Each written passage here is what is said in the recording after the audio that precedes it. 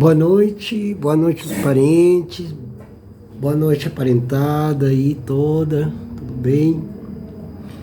Tô fazendo esse vídeo aqui que eu vou subir para o canal para falar para os parentes principalmente, né? Isso aqui vai diretamente para os parentes de Pindorama, Pindoretá, Pindomarahã, como muitos chamam, né? Quem fala aqui é Ludwig, povo Mapuche, que faz parte do Estado colonial do Chile, mas que nós denominamos como Gualmapu. Estou aqui no Estado colonial do Brasil, né? Desde há uns 20 anos aproximadamente, com idas e vindas, né? Muitas outras viagens. E a luta indígena sempre foi a minha luta, que é a luta também da minha família e do meu povo, que hoje, neste momento, tanto no Chile, no Estado colonial chileno, quanto no Estado colonial argentino, vem sofrendo as imperícias e a prevaricação dos estados, como estados nacionais ainda, mesmo que hoje dominados pelos sistemas corporativistas, financeiristas, economicistas, né? Continuam sendo estados coloniais, né? Apenas com um salve de que eles vivem de uma atualização do próprio sistema, que vem desde que as caravelas chegaram aqui a 22 de abril de 1500, mas que começa muito antes com a chegada das caravelas e das naus de Colombo, desde a primeira expedição até a quarta, entre 1492 e 1510. Né?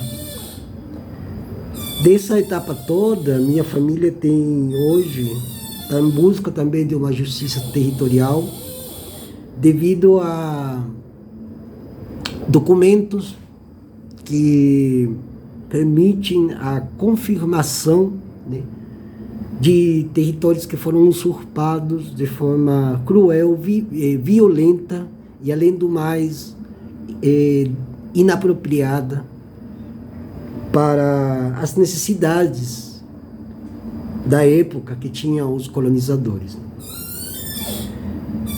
Mas nós sabemos que os colonizadores, eles sempre estiveram, são ainda, né, os neocolonizadores, eles servem a um Deus, ao Deus que eles chamam Deus. Deus, como se fosse algo que está aí, mas que ninguém sabe o que é, porque ninguém viu o rosto de Deus, né?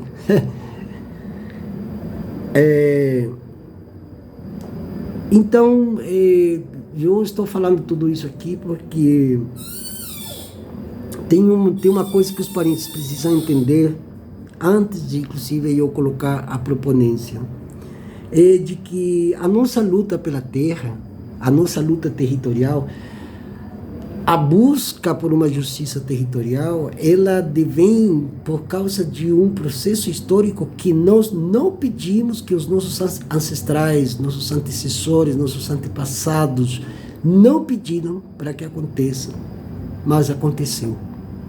E da forma que já nós conhecemos, que já sabemos. Então, eu estou inaugurando os sábados, né, de falatório indígena, para colocar esse tipo de assuntos que nós precisamos, inclusive para que o nosso reconhecimento seja mais rápido. Porque nós estamos nesse ciclo de reconhecimento de todos os povos se reconhecerem como povos indígenas. E para que haja esse reconhecimento, cada um de nós tem que fazer o trabalho de se descolonizar, e ainda eu avanço mais conceitualmente quando me refiro ao descabralizar, ao descaravelizar. Porque esses dois aspectos não são conotados na história oficial como aspectos intrínsecos à própria colonização e às atualizações aos diferentes períodos na qual essa colonização vem se atualizando, modernizando, se sofisticando, se tecnologizando e, ao mesmo tempo, cumprindo as suas metas. E as suas metas são o quê? A primeira delas é tomar terras e territórios. Desimportando se tem pessoas, se tem bicho, jacaré, pássaro, árvore. A eles não interessa. O que eles querem é tomar terras. E para que eles querem terras? Eles querem terras para continuar fabricando essa colonização que eles começaram a partir de 1500, no caso do Brasil. Então, aí vem a proponência. Qual que é a proponência? A proponência é a seguinte: nós temos que criar um modelo de diálogo entre nós, os indígenas, sejamos Mapuche, sejamos Quechua, Guarani, Caigangue, Saterimauê, Muiramome, Funió, Guapixana. Nós criamos, fora desse modelo sistêmico de dominação e opressão, nós criamos um sistema nosso, ao modo ancestral, indígena, original de ser. Se a gente não consegue criar essa grande assembleia, ou como chamam os Guarani e Kaiowá, essa grande Atiguaçu,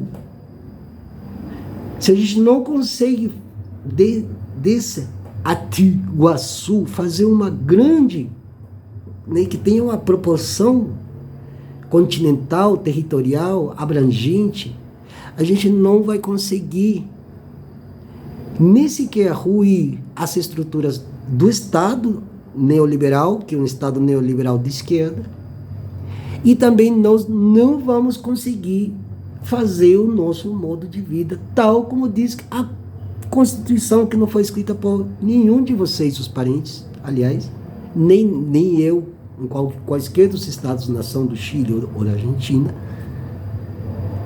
mas que ao mesmo tempo acabou desembocando nesse impasse que nós estamos agora. Então, o que aconteceu? Eu sempre falo, parentes, prestem atenção. Se nós entrarmos no ringue deles, nós vamos ser sempre penduricalhos deles, mas nunca vamos obter o protagonismo. E não se trata de obter o protagonismo numa forma de num modelo concorrencial, senão a partir de dados da própria história que cada um de nós, os povos, trazemos. E que isso aí é como se fosse uma tinta indelével. Ela não tem como você eliminar disso.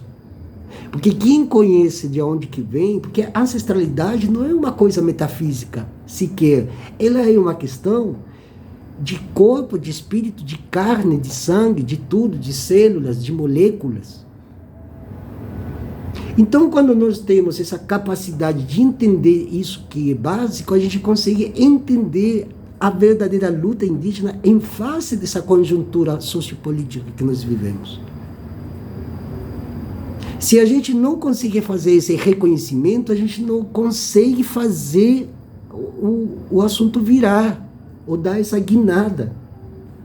E nós estamos reféns de uma casta.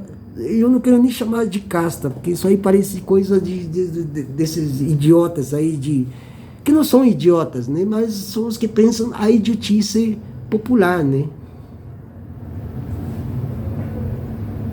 Não é uma casta, é um modelo, é uma estrutura, é um arcabouço que foi instalado para que o Estado seja isso, para que o sistema seja aquilo, para que o modelo econômico seja isso que está sendo e que já tinha sido antes.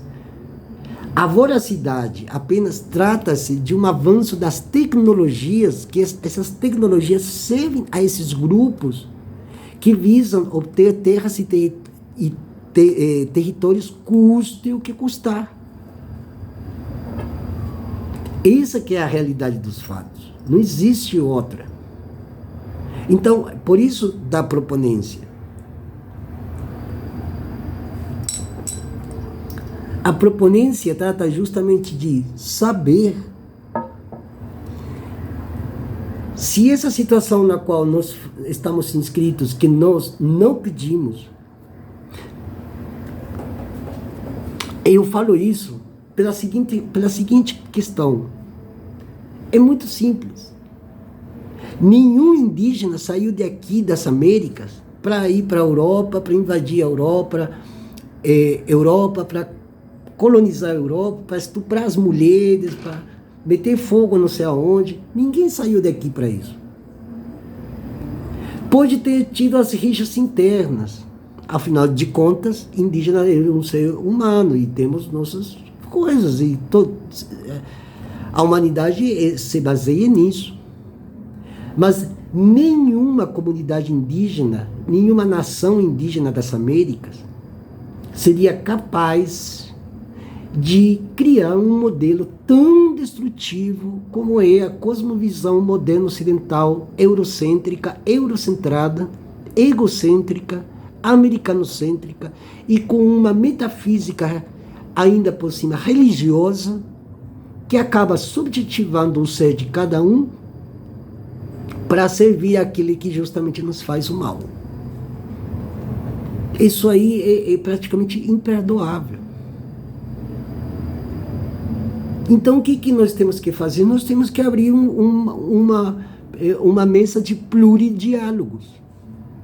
Uma mesa de pluridiálogos, junta todo mundo. Inclusive os parentes da Amazônia, que são mais avançados, tem que chamar a isso a nível, inclusive, interamazônico. Tem que chamar o pessoal das Guianas, tem que chamar o pessoal de Suriname, da Venezuela, da Colômbia, sei lá de onde. E chama os outros que estão lá para cima. E os outros que estão lá em cima, lá em Costa Rica, Guatemala, vão chamar os outros que estão lá. Então, nós temos que fazer essa junta. Porque a esquerda, essa esquerda branca, colonial, eurocêntrica, colonizadora, ela não vai fazer isso. Ela só fica no papo, mas ela não vai fazer. E aí as pessoas acham que, ingressando no mundo, nessas esferas de poder, vão alcançar, ou vão pelo menos atingir as metas estabelecidas. Não vão. Vão mitigar os efeitos, mas não vão atingir as metas. Para atingir as metas, nós precisamos nos organizar por nós mesmos. Isso aí não tem nada a ver com anarquia, nem com libertarismo, nem com revolucionário. Não. É uma questão indômita, indomável, que é parte do mundo indígena. Daí também indomável. Indomável para quem? Indomável para os brancos. Mas para nós, não. Para os parentes que estão nos territórios também não. É simples. É simples não pela síntese. É simples porque quando a gente desperta as nossas ancestralidades, é diferente do homem branco que não conhece a sua ancestralidade e que se agarrar de um mastro de qualquer coisa, então diz, eu vou me agarrar no mastro do Marx. E ele diz que é marxista. E Marx, eu estou colocando um dos exemplos, Marx foi conivente com o sistema capitalista. Me desculpe, gente. Por que ele foi conivente? Porque quando ele escreve o Manifesto Comunista, em 1848, se não me engano, ele cantou as glórias do capitalismo, que achava que todo mundo, inclusive os indígenas da América do Norte, teriam de entrar no sistema capitalista, para os mexicas também, que eles deveriam entrar no sistema capitalista, porque depois viriam as glórias da redenção e aquele papo teológico, político, da redenção dos povos para se tornarem socialistas e não sei o que, tá. E não aconteceu nada disso, nem na própria sociedade não indígena. Imagine-se para nós, indígenas, não vai resolver. Porque Lenin trouxe o grande modelo revolucionário. Não deu certo nem nas próprias terras russas, que hoje é uma federação, que é um outro conceito, inclusive que vale para o Brasil, o conceito de federativo, república, federativa, que é um outro conceito. Porque não é o mesmo conceito dos Estados Unidos do Brasil, que teve Brasil nos anos 20, lá no século 20. Nós temos que criar o nosso próprio modelo. Agora, para organizarmos isso, a gente deve, de alguma forma, estabelecer um vínculo e que esses vínculos permitam a abertura de diálogos para a gente direcionar a luta, ver quem somos, o que nós queremos e aonde nós queremos chegar. Como primeira coisa, eu trago a questão da terra, do território e da territorialidade. Até porque o canal sempre se apoiou nesse tripé, como apoia o tripé também, em onde esses conceitos se aplicam, que é demarcação, saúde e educação, que é o mínimo. Agora, quando não existe uma síntese anterior a esse tripé que venha a trazer uma, digamos assim, entre aspas, uma simplificação de que nós queremos, que não é simples, é complexo, e mais ainda em terras de Pindorama. Mas, nesse vínculo todo, somos capazes, não vou dizer, porque poderemos ser capazes, não é uma condicionante. Somos capazes de juntar isso, direcionar a luta e aplicar na vida real a partir de táticas e estratégias que nos levem a uma ação já predefinida e definida como necessária para o momento político que nós estamos vivendo. Se a gente não faz isso, se a gente não faz o análise, o exame para chegar nesse diagnóstico e a partir do diagnóstico a gente realizar essa assembleia, chamar os sábios, as sábias, os anciões, as anciãs, chamar as lideranças, chamar os pajés de todos os povos, e a gente não fazer isso, o que vai acontecer inclusive é que os brancos vão se ensenhorear ainda mais de nós do que eles já fizeram e estão fazendo. Em nome da democracia, em nome de Estado de não sei o quê, em nome da reconciliação, em nome de negociação, que apenas são conceitos e termos que aderem exatamente a essa ideologia neoliberal, que hoje nada mais é do que uma neocolonização, só que um pouco mais agressiva. E por que ela é mais agressiva? Porque, volto a repetir, que as tecnologias são a favor desses grupos. E esses grupos não interferem apenas dentro de um modelo econômico, eles interferem dentro de um modelo político, assaz, prático. Por quê? Porque eles já estão no Senado, no Congresso e na própria chefia do Executivo. Se a gente for fazer uma análise psicológica do Lula, ele tem o neoliberalismo, que é o mesmo do Collor, do Fernando Henrique, do seu primeiro governo, do seu segundo governo, da Dilma.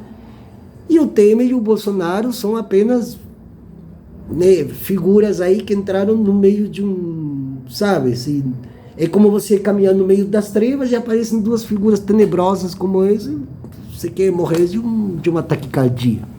Então, só que essas são questões que já foram colocadas e que são, não é que sejam indestrutíveis, o problema é que nós não temos poder para destruir esse modelo. Já que a gente não consegue destruir o modelo, a tática é organizarmos,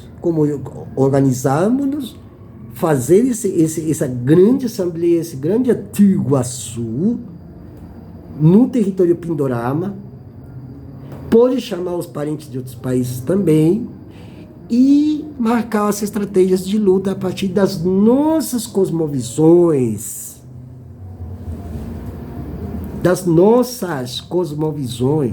Porque cada um de nós que viemos de um povo tem uma cosmovisão, mas essa cosmovisão tem um cordão umbilical, e esse cordão umbilical tem nome, e se chama Amai Terra. Então, o que fazem os parentes lá na Bolívia hoje é defender a Pachamama. O que fazem os povos lá, os muçulmanos lá no Oriente, é defender o Tawhid, que é a cosmovisão sobre a Mãe Terra. E nós temos que fazer isso também e levá-lo para o campo prático. Para quê? Para que os não indígenas percebam que se eles aderem à nossa luta, a nossa luta não é apenas vitoriosa ou triunfante. É a luta que é referida à própria Mãe Natureza, à própria Mãe Terra, a Pachamama, ao Tauir, a Mapu, como chamamos em Mapudungum, Mapu, Terra. Não é uma questão de ideologia que você tem que escrever longos tratados, né, como a gente lia, né, paciência para quem estudou literatura, né? Não, porque, inclusive, o que eu estou falando, não sou eu que estou falando, não é Deus, não é nada personificado. São as plantas que estão aqui. Agora porque está um pouco escuro, mas aqui tem um monte de plantas aqui atrás. E antes de eu falar o que estou falando, muita conversa com ela. Então, o que nós temos que fazer é isso, é fazer essa grande assembleia,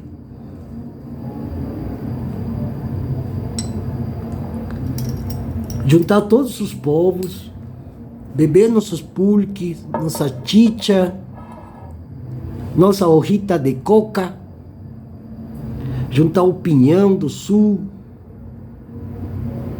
junta os frutos do Nordeste, o caju, que é maravilhoso,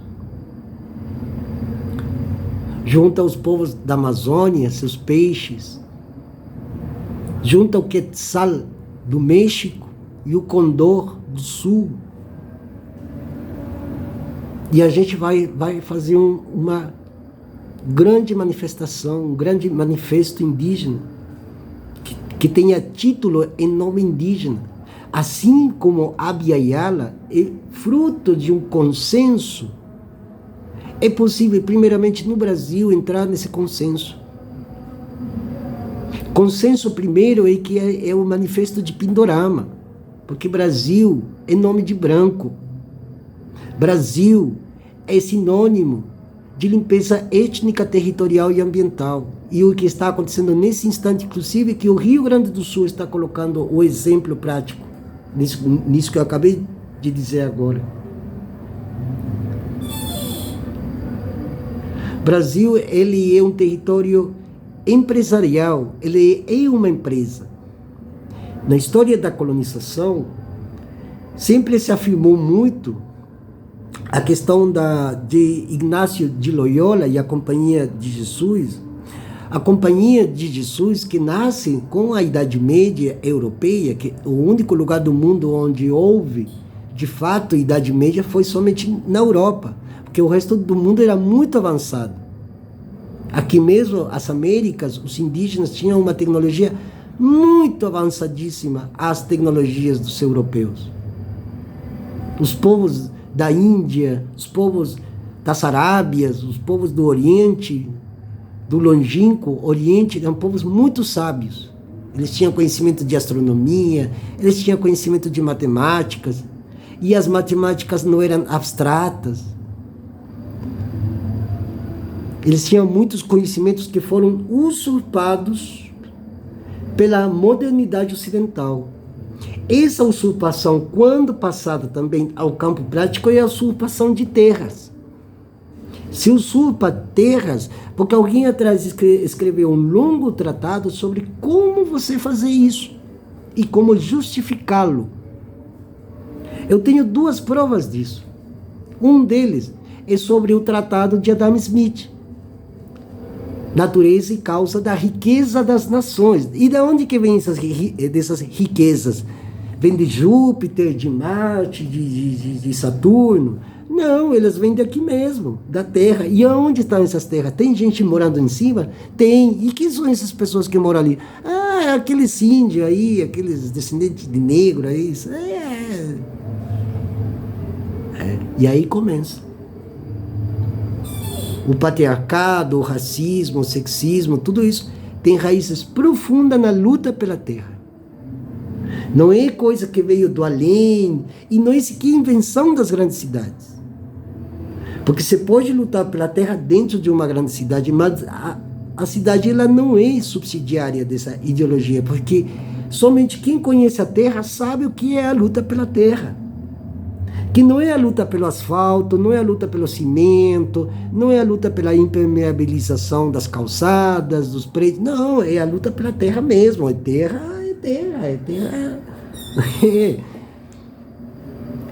Canudos não foi uma revolução, não, foi a luta pela terra.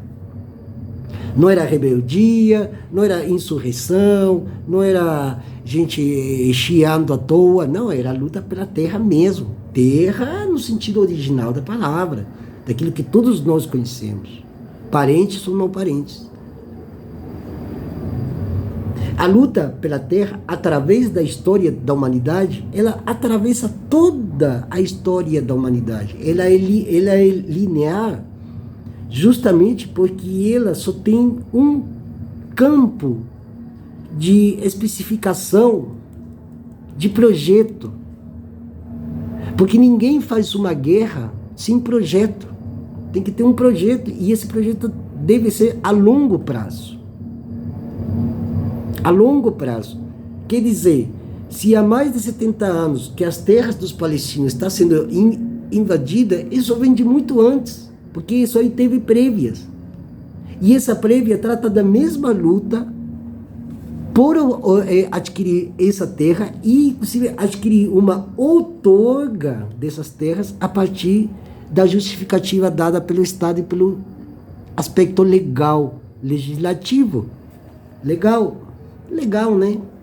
Que legal. E isso que está acontecendo lá está acontecendo em muitos lugares do mundo, incluindo a Ucrânia, e aqui também está acontecendo no Brasil. Só que, claro, para as pessoas acham que lá é pior do que aqui. Não, não tem pior ou melhor. O que está acontecendo no Brasil é tenebroso, que é diferente de pior. No Brasil é tenebroso porque o Estado autentica o que no passado não conseguiram autenticar, ou seja, não conseguiram legitimar mediante força de lei, assinado pelo Executivo. Hoje está se fazendo isso, e de cara aberta, e ninguém nem aí. E isso está dentro do marco da luta pela terra. Segunda-feira vai começar o Levante pela Terra aqui em Brasília.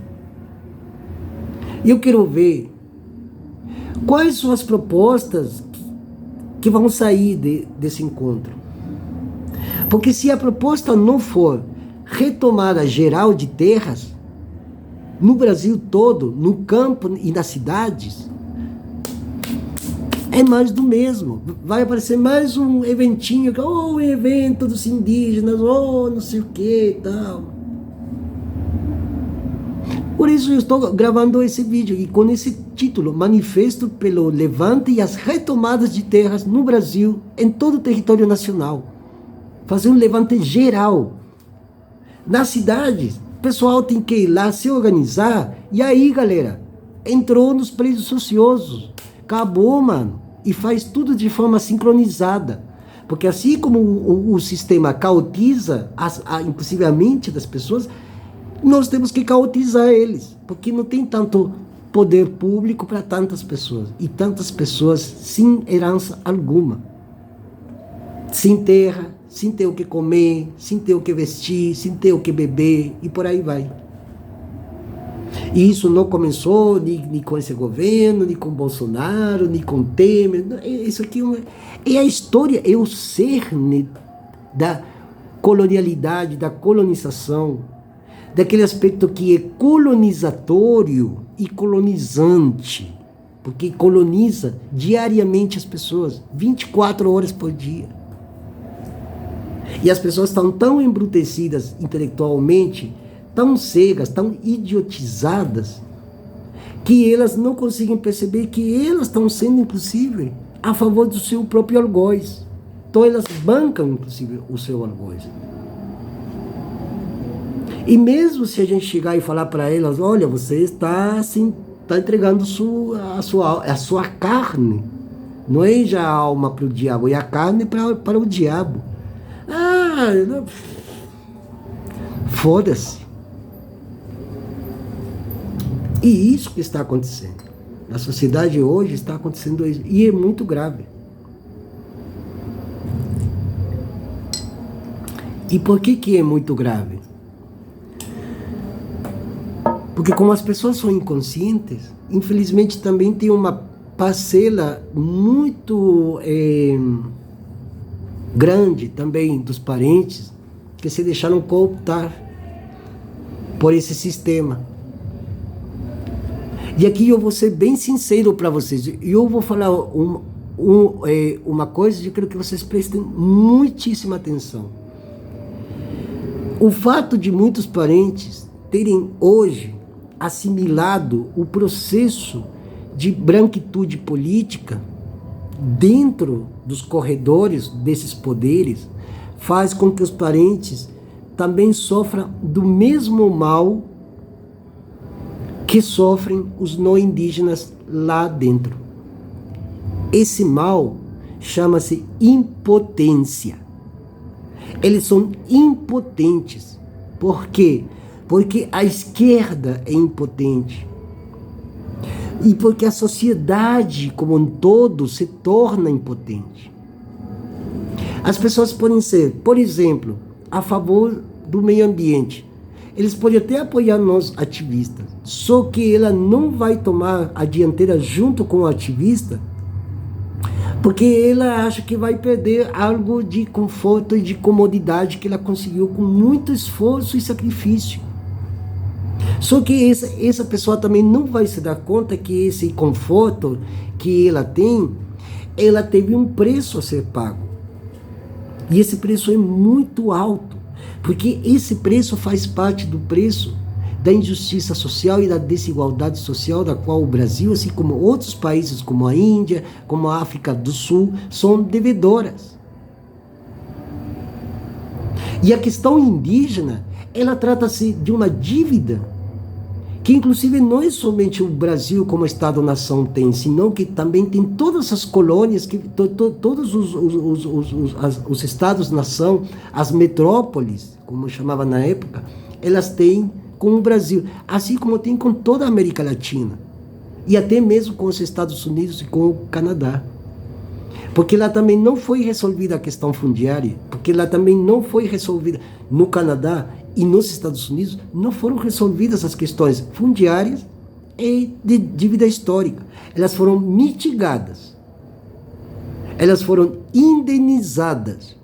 Ou seja, trata-se de figuras jurídicas que desde dentro da lei aplicam-se práticas, né, ou se arquiteta um modo de que essas leis sejam aplicáveis e que no mundo prático cheguem em forma materializável, mas não que de fato ou em definitiva resolva as duas questões, que são a concentração fundiária, que nos Estados Unidos é tenebrosa também, que nem no Brasil, na Argentina e quase todos os países, né?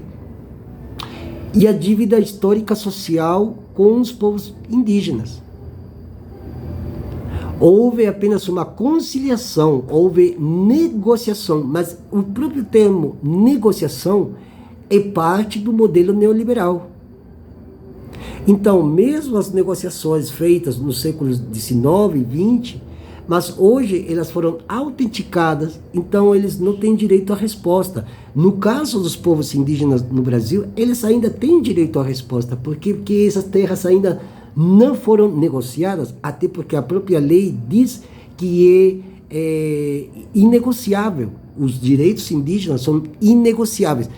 Tanto é que há uns 2 meses atrás, aconteceu que o Lula, não, acho que foi inclusive no mês de abril, no mês do acampamento Terra Livre, o Lula estava querendo ligar para o governador do Mato Grosso do Sul para o Lula comprar terras para fazer reservas para os povos Guarani e Kaiowá. Só que aí o erro crasso é que eles já estavam informados sobre o que já tinha acontecido nos Estados Unidos quando desse modelo de negociação, e eles acabaram pisando no palito. Por quê? Porque eles tiveram um direito adquirido, sim, mas ele não é consuetudinário, ou seja, ele pode ser, em qualquer momento da história dos Estados Unidos, alguém pode querer derrubar todas essas cláusulas pétreas constitucionais que referem ao direito dos povos indígenas americanos.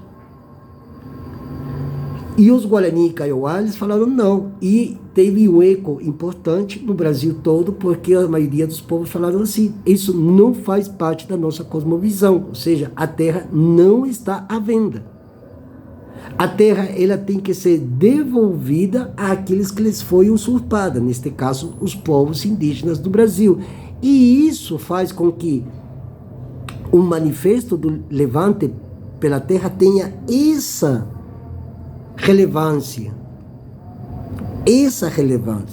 Porque senão fica mais, como eu falei antes, mais um evento que se passou em Brasília e ficou todo mundo dando sorrisos para o Instagram e acaba por isso. Não, tem que ter um criticismo diante dos fatos que vêm, inclusive, sendo marcados por registros históricos que já definiram esse modelo. Então, a diferença, por exemplo, dos mais abstracionistas, por exemplo, os anarquistas falam assim, nós somos contra a propriedade privada, beleza, maravilha, nossa, todo o apoio a vocês, só que nós temos a prática de um modelo de não propriedade privada, melhor, de propriedade comunitária, se se quer. Mas o próprio termo propriedade não existe nas línguas originárias, então ela também é obsoleta, ela também é dúbia e pode ser, inclusive, ela pode ser erradicada, pode ser banida, porque não tem sentido. Não existe a propriedade privada. E a propriedade em si, como averbação, como conceito, ela também não tem. Por quê? Porque a propriedade privada fala do que é próprio. E o que é próprio já aparece nas bases do que nós conhecemos como direito romano. A propriedade como termo, o próprio, por exemplo, a Alemanha, que sempre gostou muito de ficar imitando os gregos ou tirando da propedêutica grega, tirando algumas expressões, eles falam, por exemplo, para cada um o seu próprio, que é um termo que inclusive se utilizou muito na época do Império Austro-Húngaro. Então, para cada um o seu próprio. E isso também marcou parte do embasamento teórico das legislações, da lei, do direito, da justiça e tal. Só que isso que para cada um o seu próprio tem uma armadilha. E a armadilha é exatamente a questão da propriedade, de quem tem propriedade. Propriedade de quê? Por quê? Além e a quem os interesses correspondem. E isso está também intimamente ligado à luta pela terra, porque a terra traz essa questão do que é próprio, até porque quem tem terra já tem propriedade. E a propriedade que eu digo, inclusive no sentido metafísico da palavra, já tem propriedade. Se você não tem propriedade. Inclusive, as discussões ontológicas, que vêm também da antiga Grécia, tratavam mais disso. De quem lhe é próprio a quê? Ou além e a quem de quê?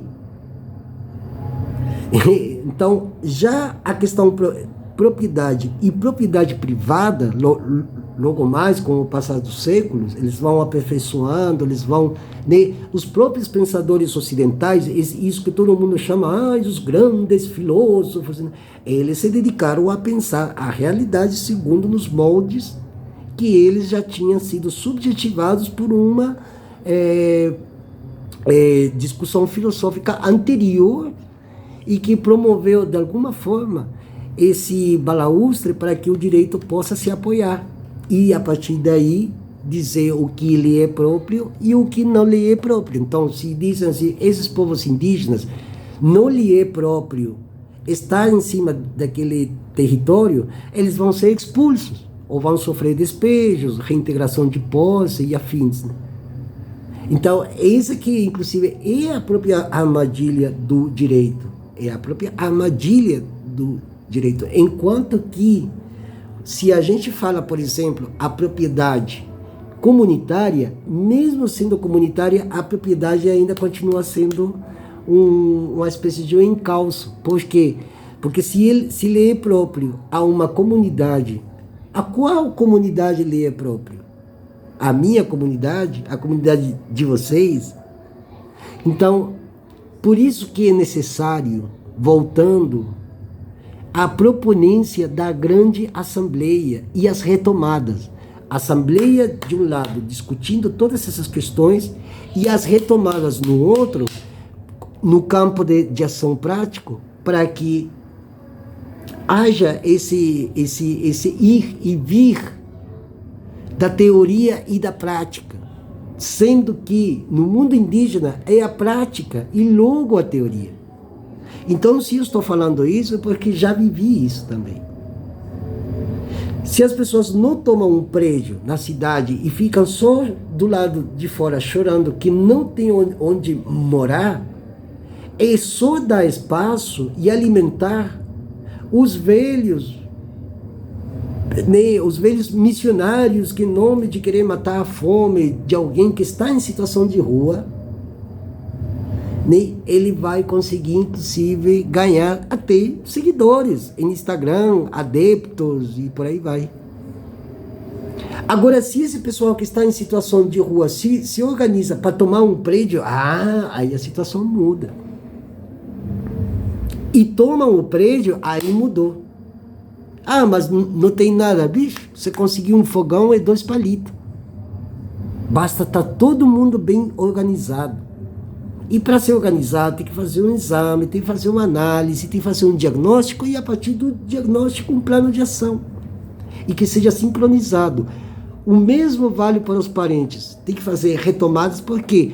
Porque se todo mundo começar a retomar essas mais de 4 milhões de hectares, que inclusive não são reconhecidas nem pela própria União, vocês podem falar tranquilamente, então se não é reconhecido por ninguém, essas terras são nossas, porque nós somos indígenas e nós estávamos aqui. Aliás, a melhor, eu estou dando munição aqui para todo mundo. O grande argumento de ser aqui, ninguém saiu de aqui para explorar a Europa, África, Sudeste Asiático, Sibéria, não sei aonde. Não, a gente que estava vivendo nas nossas terras, com as nossas brigas, com as nossas alegrias, nossas consagrações, e de repente chegaram um monte de gente, estuprou meio mundo, queimaram, fizeram Java 4, até o dia de hoje, e nós estamos aqui aí de braços cruzados. Ninguém saiu de aqui. Então, já que é para municiar, vocês têm tudo aqui para vocês perceberem que a luta pela terra é a única luta que realmente se valida, se revalida e ela se legitima pela sua própria revalidação. Então tem que tomar terra e tomar prédio que não está sendo, que estão vagos ali. Só em São Paulo existem mais de 700 mil imóveis vagos. Tem uns imóveis ali no centro de São Paulo, que eu mesmo já passei por aí, que são imóveis por causa de disputa picuinha entre a prima de fulano com a filha de cicrano.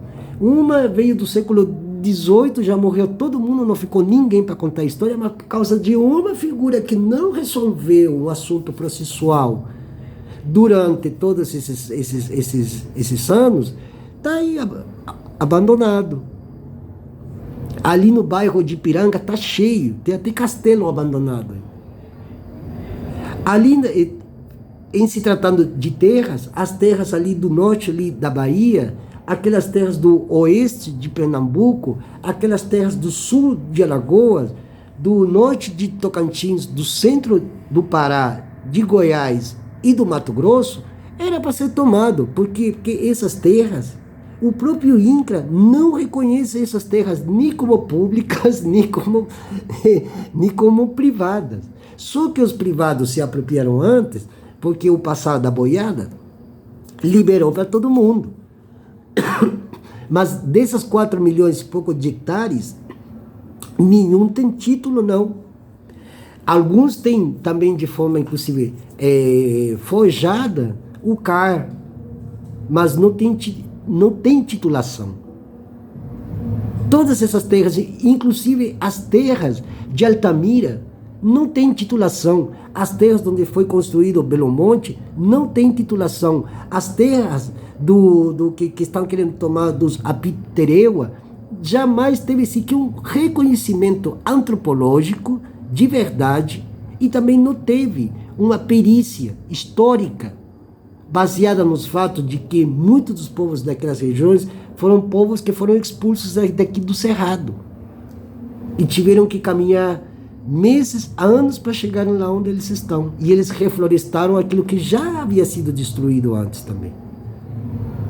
Porque ali tem muitos povos que guerrearam no século XVIII, XIX, para expulsar os bandeirantes que já tinham chegado até o Piauí. E aí eles entraram. Né? Vixe, quando a gente fala de questão de território, é muita coisa, porque eles têm muitos meandros, têm muitos becos e vielas. Mas tudo isso para dizer para vocês o quê?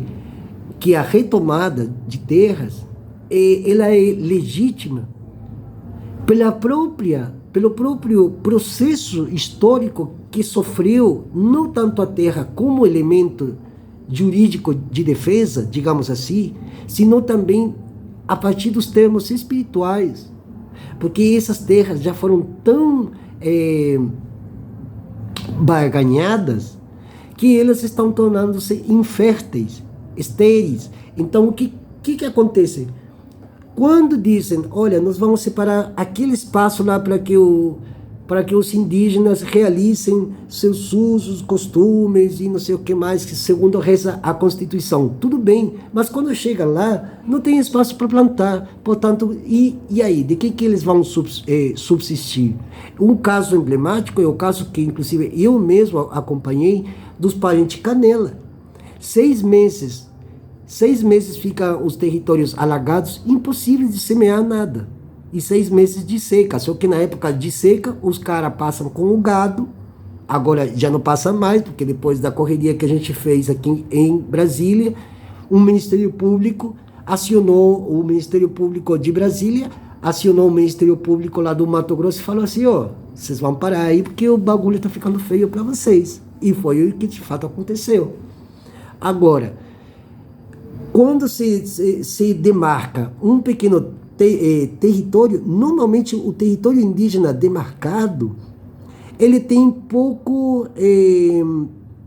pouca métrica para usos e costumes e tradições indígenas. Então, se são várias aldeias, suponhamos, são 10 aldeias, são 50 famílias, e não tem terras para todas essas famílias, porque elas não conseguem subsistir, porque o espaço que elas têm é pouco, pouco espaço de terra arável, então eles não conseguem produzir mandioca, batata, o que for, né? E eles ficam com espaço reduzido para compartilhar com muitas famílias, inclusive com famílias que são de outras comunidades. Então, isso, inclusive, liga com aquilo que eu falei um pouco antes. O que eu falei antes? Eu falei que muitas das terras que foram demarcadas, inclusive nesse governo Lula agora, são terras que não são de interesse econômico. Mas também são terras que foram dadas a eles e que o espaço de subsistência também é pouco. Então, o indígena continua sendo, de alguma forma, tutelado pelo Estado. Ou então, ele tem que depender de cesta básica, ele tem que depender o tempo todo da saúde do município, depende, aí entram as igrejas, aí entra o pastor, aí entra não sei quem, aí entra não sei quem, não sei quem, não sei o que mais. Então, quando se faz uma demarcação de terra indígena, normalmente tem essas proporcionalidades que são justamente postas a serviço daquela meta que se quer cumprir. Não. Então, amanhã, o chefe do executivo, ele pode falar, hoje acordei com a vontade de demarcar 5 terras indígenas. Nossa, todo mundo, não sei o que tal. Só que, se vocês forem a ver essas terras, É porque para o poder econômico imperante não tem. E os usos, costumes e tradições dos povos que são daí, eles vão poder, mas também um território muito pequeno para subsistir. E aí, às vezes, eles ficam refém de quem? Refém da ajuda, né, desse, né? Ou seja, não existe nenhuma emancipação completa e menos usos e usufrutos à livre vontade de cada povo. É por isso que a gente volta a falar novamente na proponência de dizer que tem que fazer uma grande assembleia, tem que chamar todas as lideranças, e além de chamar as lideranças indígenas, vocês têm que chamar todo mundo que estiver alinhado e afinado com essa pauta de retomar terras e criar um espaço de governança comunitária, se quer chamar assim. Porque se a gente ficar o tempo todo que o Estado é isso, que Bolsonaro, que Lula, que fulano, que o outro, que não sei o quê, que o voto, que a democracia, que não é, que sim, vocês vão ficar sempre no ringue deles e a gente vai ficar sempre aqui só esperando que caia. Então, a gente tem que fazer uma organização diferenciada que, ao mesmo tempo, não seja algo de concorrencial. Não tem que concorrer. Eu não quero concorrer com o Estado. Eu quero que o Estado se foda. Mas se a gente pode criar um sistema nosso, se é que se possa chamar de sistema, mas vamos lá, um método, é onde, inclusive, os não indígenas se aproximem e eles vejam que a gente tem, pelo menos, uma fórmula que não vai permitir que o sistema capitalista neoliberal penetre nela. Penetrar, inclusive, no sentido sexual da palavra.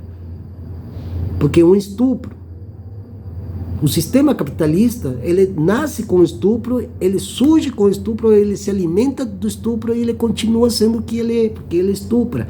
Ele estupra corpos de diferentes formas, não precisa ser fálico, mas ele estupra também através de quê?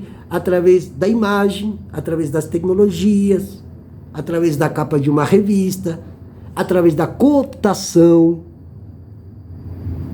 Já aconteceu com muito parente aí que saem naquelas grandes revistas de moda aí, Vogue, totalmente cooptados. E quem tá ganhando com isso não são os indígenas. É o pessoal da revista Vogue, que são aliados das grandes, né? Então,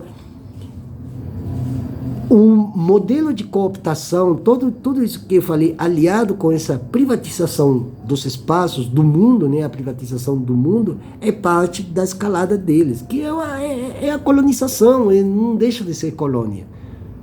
O Brasil é porque, se se chama Brasil, é porque ele é colônia. Se ele não fosse colônia, ele não se chamaria Brasil, se chamaria qualquer outra coisa.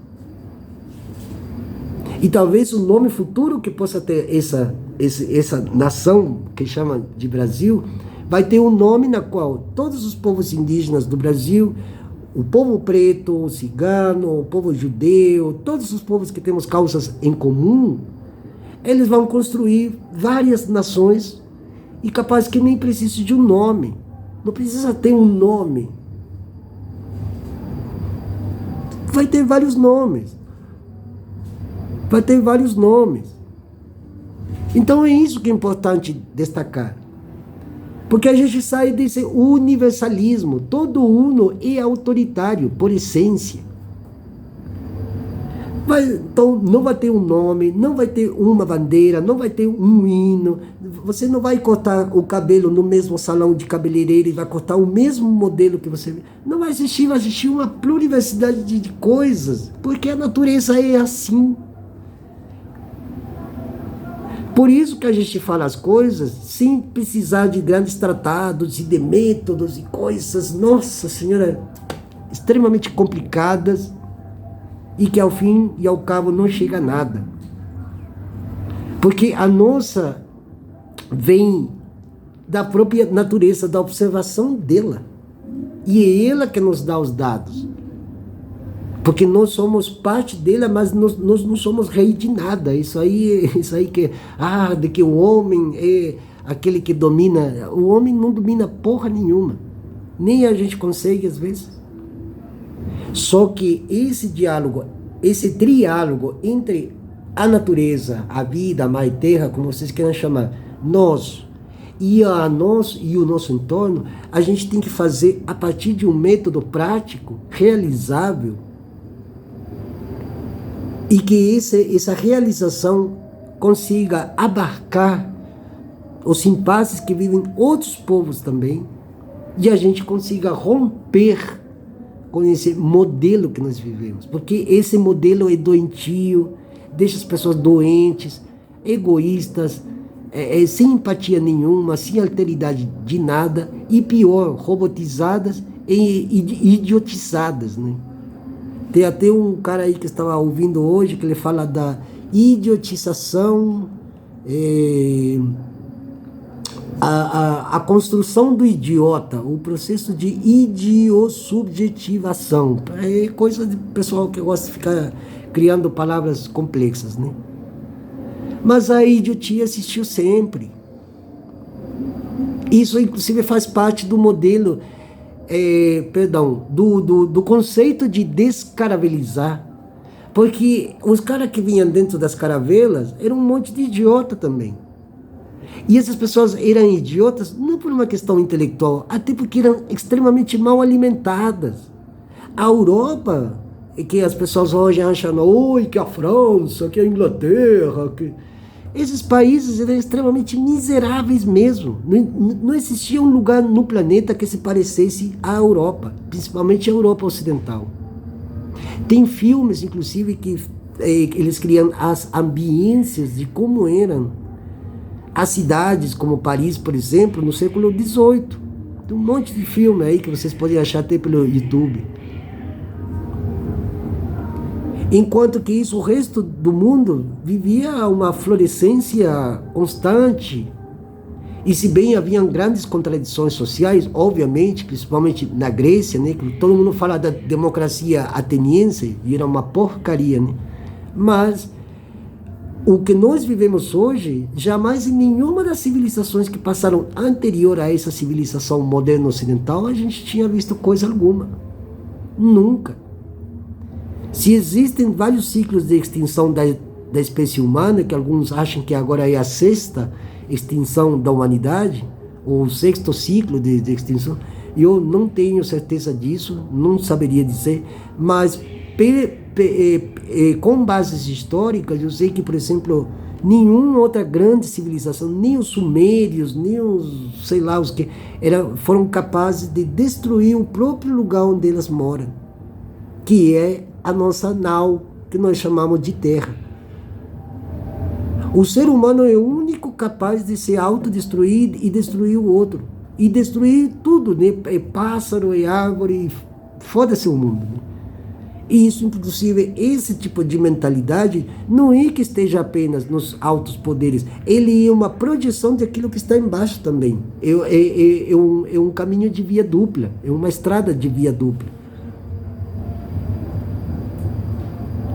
Então, bom, eu estou falando disso aqui porque alguém pediu para que eu falasse sobre isso, que eu estou falando, inclusive, vários grupos aí que eu estou, a gente abre discussões e debates, né? E eu estou deixando essa hora, inclusive, acho que todo sábado, nesse horário, a gente vai fazer eu vou expor alguma ideia, eu vou expor alguns pensamentos, porque a gente precisa avançar. A luta está inerte, porque foi de cima para baixo que a ordem veio. Isso quer dizer que nós não saímos do comando, do eixo, comando obediência. A gente está estagnado. E eu poderia ficar aqui a noite toda falando sobre isso. E por que está estagnado? Porque não tem aderência. Os velhos jargões não estão abrindo janelas, portas e janelas para pensarmos o presente e em conjunto a gente sair disso. É bem complicado, bem difícil, mas quando existe esse silêncio sepulcral, alguém tem que romper com esse silêncio, tomar a palavra, falar essa palavra e tentar projetar essa palavra sem desmedro do que vai dizer o outro. Muito pelo contrário, o outro também tem que ser ouvido, e o outro, esse que nós chamamos o outro, que é uma invenção ocidental também, de dizer o outro, mas já que existe, o outro tem algo a dizer. E a gente precisa ouvir. O que a gente precisa fazer é entrar em consenso e juntar os pontos de convergência que nós tenhamos, e a partir disso a gente se organizar. Não para combater, senão para a gente construir, preservar e defender. Porque se a gente fica no combate, a gente vai ficar sempre nesse fla-flu e nós vamos estar sempre derrotados. Quando uma sociedade se auto-percebe derrotada, ela é a vitória da ideologia de turno, ou de quem está à frente, de quem estão comandando, né? De quanto eles sejam os comandos. Eles estão. Quando uma sociedade está fracassada, é porque a vitória é deles. Alguém, então, fica nesse fla-flu e não consegue sair. Então, a gente precisa entender essas coisas. E a partir disso, a gente ampliar a proponência das retomadas da Assembleia e da mesa de pluridiálogos, para a gente poder, em conjunto, chamar quem quer que seja, que queira vir com a gente, e fazer essa luta para começar a expulsar aquilo que durante 200 anos não tem conseguido nenhuma ideologia, tem conseguido banir com ela. Então, essa hora de diálogo, acho que é muito bom, até para as pessoas ouvirem um pouco mais o que a gente tem para dizer, né? Então, a única coisa, assim, para terminar, que eu sempre costumo dizer, é que aqui a gente não trabalha com verdades, e menos verdades absolutas. A gente aqui trabalha com fatos, com sentidos e intuições. E a gente também trabalha sempre na intuição que vem dos nossos parentes, que é a vida, né? A vida como um todo, né? Eles nos dão muitas aulas. Quando nós ouvimos, inclusive, o som da terra está dizendo alguma coisa. E a gente percebe muito bem o que ela tem a dizer. Ela está cansada. E ela vai continuar exausta enquanto existir esse modelo econômico, político, social, ideológico, intelectual, espiritual, etc. Ela está cansada. Então, a gente tem que fazer que esse som da terra consiga ser ouvido pelas pessoas que não têm esse acesso. De explicar para elas que mesmo onde elas estão ou onde elas estejam, elas podem fazer a luta junto com a gente. Desde o lugar onde elas estão, mas sem perder o foco. Beleza?